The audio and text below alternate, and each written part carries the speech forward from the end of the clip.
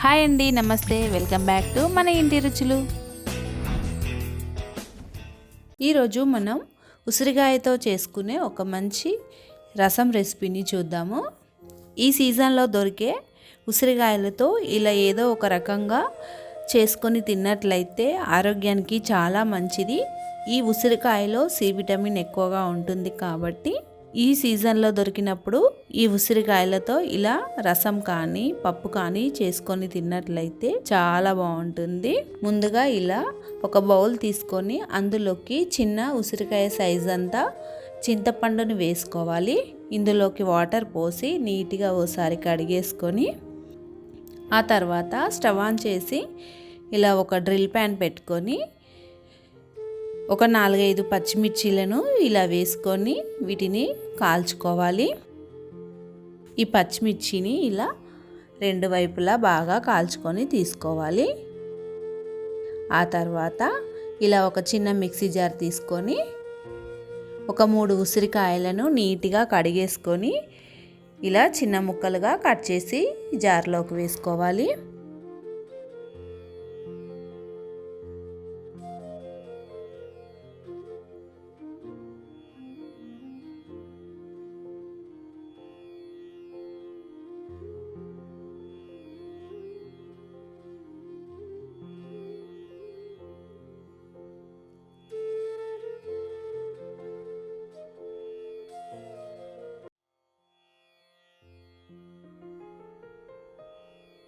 ఇలా వేసుకున్న తర్వాత మనం ముందుగా కాల్చి పెట్టుకున్న పచ్చిమిర్చిని కూడా వేసుకోవాలి. ఇందులోకి ఒక 4 వెల్లుల్లిపాయలు, అలాగే అర స్పూన్ జీలకర్ర, రుచికి తగ్గట్టు సాల్ట్ వేసుకొని వీటిని మెత్తగా మిక్సీ పట్టుకోవాలి. చూడండి, ఇలా మెత్తగా మిక్సీ పట్టుకున్న తర్వాత ఈ మిక్సీ జార్ని పక్కన పెట్టుకుందాం. ఇప్పుడు ఇలా ఒక గిన్నె తీసుకొని మనం ముందుగా నానబెట్టుకున్న చింతపండు నుంచి రసాన్ని తీసుకోవాలి. ఇలా రసం తీసుకున్న తర్వాత ఇందులోకి మనం మిక్సీ పట్టి పెట్టుకున్న ఉసిరికాయ పేస్ట్ని ఇందులోకి వేసుకోవాలి. ఇలా వేసుకున్న తర్వాత ఆ తర్వాత ఇందులోకి కొద్దిగా కల్యమాకు, కొద్దిగా కొత్తిమీర వేసుకొని ఇలా ఒకసారి కలిపేసుకొని ఈ గిన్నెను స్టవ్ పై పెట్టి మరిగించుకుందాం. దీనిని ఒక 2-3 నిమిషాలు దీనిని బాగా మరిగించుకోవాలి. చూడండి, ఇలా రసం మరుగుతున్నప్పుడు కొద్దిగా ఇలా రసాన్ని తీసుకొని టేస్ట్ చేసుకొని మీకు పులుపు ఏమైనా తక్కువగా అనిపిస్తే మీరు తినే పులుపుని బట్టి మరికొద్దిగా వాటర్ని యాడ్ చేసుకోవచ్చు. ఆ తర్వాత దీనిని వేరొక బర్నర్పై పెట్టుకొని ఇప్పుడు ఇందులోకి పోపు వేసుకుందాం. ఇలా కడాయి పెట్టుకొని ఆయిల్ వేసుకోవాలి. ఆయిల్ వేడైన తర్వాత 1 స్పూన్ ఆవాలు, 1 స్పూన్ జీలకర్ర వేసుకోవాలి. ఆ తర్వాత ఒక 5-6 వెల్లుల్లిపాయలను కాస్త దంచి వేసుకోవాలి. అలాగే ఒక 3 ఎండుమిర్చీలను ఇలా తుంచుకొని వేసుకోవాలి. ఇప్పుడు ఇందులోకి కొద్దిగా కల్యమాకు వేసుకొని అలాగే అర స్పూన్ పసుపు వేసి ఇలా అంతా ఓసారి కలుపుకోవాలి. ఇప్పుడు ఈ పోపును ఇలా మరుగుతున్న రసంలోకి వేసుకోవాలి. ఇలా అంతా వేసుకొని ఒకసారి కలుపుకోవాలి. ఆ తర్వాత ఇందులోకి కొద్దిగా కొత్తిమీర వేసుకోవాలి. అలాగే ఒక మీడియం సైజులో ఉన్న ఆనియన్ని ఈ విధంగా పొడవుగా కట్ చేసుకొని వేసుకోవాలి. ఇలా అంతా ఓసారి కలుపుకొని ఇంకా స్టవ్ ఆఫ్ చేసేసుకోవాలి. అంతే అండి, ఎంతో టేస్టీగా ఉండే ఉసిరికాయ రసం రెడీ అయినట్లే. టేస్ట్ మాత్రం చాలా బాగుంటుంది. గ్లాసులలో పోసుకొని తాగేంత టేస్టీగా ఉంటుంది. తప్పకుండా ఓసారి ట్రై చేయండి. ఈ వీడియో కనుక మీకు నచ్చినట్లయితే మీ ఫ్యామిలీ అండ్ ఫ్రెండ్స్కి షేర్ చేసి మన ఛానల్ని సబ్స్క్రైబ్ చేసుకోండి. Thank you for watching. ఈరోజు మన వీడియోలో చూడబోయే రెసిపీ వచ్చేసి టమాటా చారుని చాలా టేస్టీగా ఎలా చేసుకోవాలో చూద్దాం.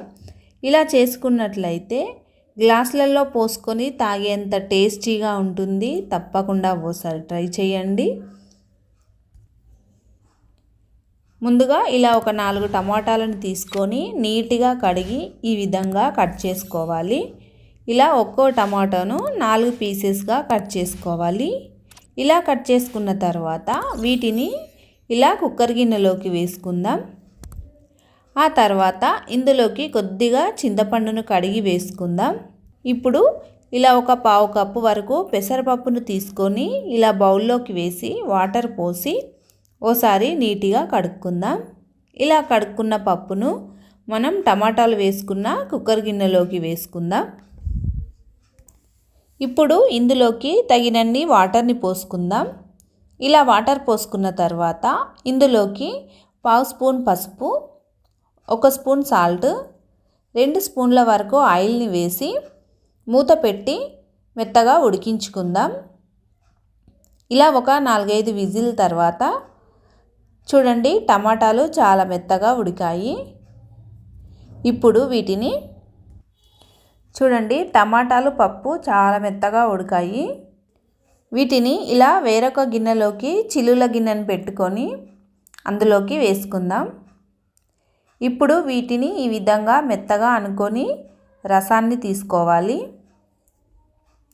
ఈ మిగిలిన పిప్పిలో మరికొన్ని వాటర్ని పోసి మనకు కావలసినంత రసాన్ని తీసుకోవాలి.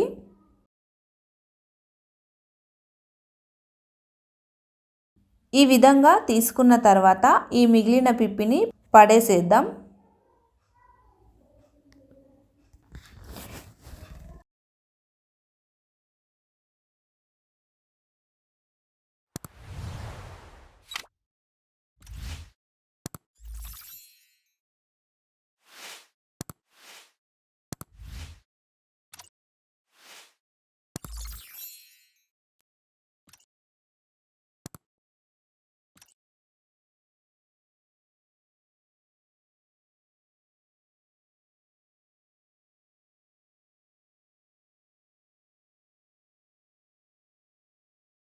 ఇప్పుడు ఇందులోకి ఒక 4-5 పచ్చిమిర్చీలను ఈ విధంగా పొడవుగా కట్ చేసుకొని వేసుకోవాలి.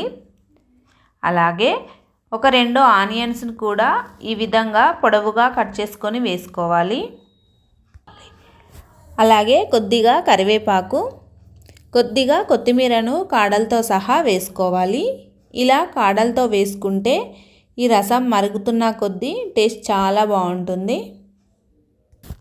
1 స్పూన్ అల్లం వెల్లుల్లి పేస్ట్ వేసుకోవాలి. ఇలా అల్లం వెల్లుల్లి పేస్ట్ వేసుకోవడం వలన ఈ చారుకి టేస్ట్ చాలా బాగా వస్తుంది. ఒకసారి ఇలా అల్లం వెల్లుల్లి పేస్ట్ వేసి చూడండి. మీరు తినే కారాన్ని బట్టి కారాన్ని వేసుకోండి. నేను ఇక్కడ 1.5 స్పూన్ వరకు కారాన్ని వేస్తున్నాను. 1 స్పూన్ సాల్ట్ వేస్తున్నాను. మనం టమాటాలు ఉడికించేటప్పుడు సాల్ట్ వేసుకున్నాం కదా, సాల్ట్ అనేది చూసుకొని వేసుకోండి. ఇప్పుడు ఇందులోకి 1 స్పూన్ వరకు ఆయిల్ వేసి ఈ రసాన్ని స్టవ్ పై పెట్టి బాగా మరిగించుకుందాం. ఈ టమాటా రసం మరిగేలోపు మనం ఒక చిన్న మిక్సీ జార్ తీసుకొని ఇందులోకి కావలసిన పొడిని ప్రిపేర్ చేసుకుందాం. ఇందులోకి 1 స్పూన్ వరకు కందిపప్పును వేసుకోవాలి. అలాగే 1 స్పూన్ ధనియాలు వేసుకోవాలి. 1/2 స్పూన్ జీలకర్ర వేసుకోవాలి. అలాగే ఒక 7-8 వరకు లవంగాలను మిరియాలను వేసి మిక్సీ పట్టుకుందాం. చూడండి ఈ విధంగా మెత్తగా మిక్సీ పట్టుకున్న తర్వాత ఈ పొడిని మరుగుతున్న టమాటా రసంలో వేసుకోవాలి. ఈ రసం మరిగేలోపు వేరొక బర్నర్పై ఇలా కడాయి పెట్టుకొని 2 స్పూన్స్ వరకు ఆయిల్ వేసుకుందాం.